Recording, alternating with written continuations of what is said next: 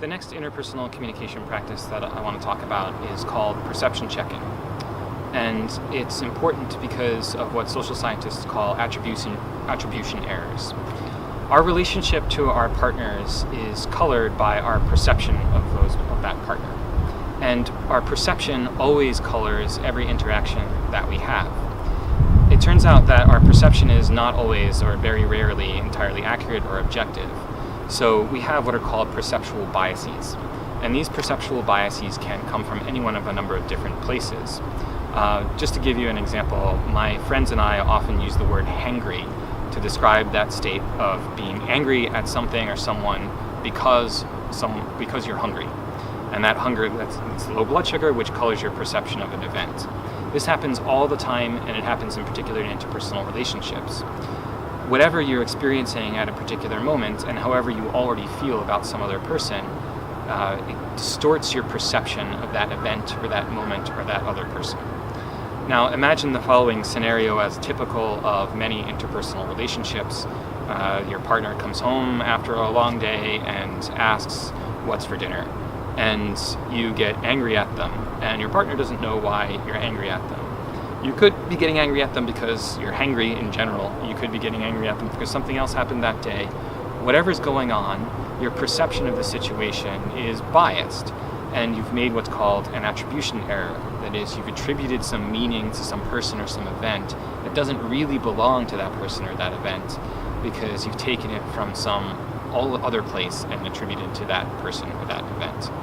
There's a great interpersonal communication practice called perception checking, which mitigates that error.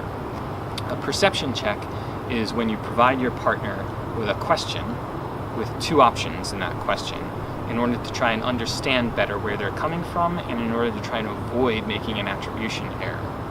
So if my partner comes home one day and the dishes are still in the sink and she says, "Why are the dishes still not done?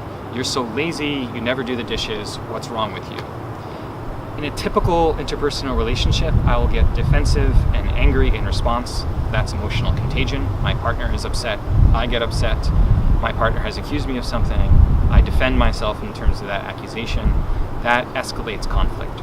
Perception checking avoids that. So, if my partner says, "What's wrong with you? Why haven't you done the dishes?" I offer two questions in response, or a question with two options in response. Are you upset with me because you really think I'm lazy, or are you upset with me because something really terrible happened on your way home from work today? Maybe the answer isn't either of those, but the question at the very least gets your partner thinking and invites your partner into a deeper conversation about what's wrong. Maybe your partner says, "Well, it's because I really think you're lazy." I can perception check again. I can say, "Well, why do you think I'm lazy? Is it because I don't do the dishes, or is it because I'm unemployed right now?" What you're trying to do is figure out what's really going on in that situation, and you're trying to avoid some sort of attribution error. Perception checking is a great way to avoid interpersonal conflict and avoid making those kinds of mistakes by which one is hangry and gets upset with their partner, which leads to a fight or an argument. So engage in perception checking in order to avoid attribution errors.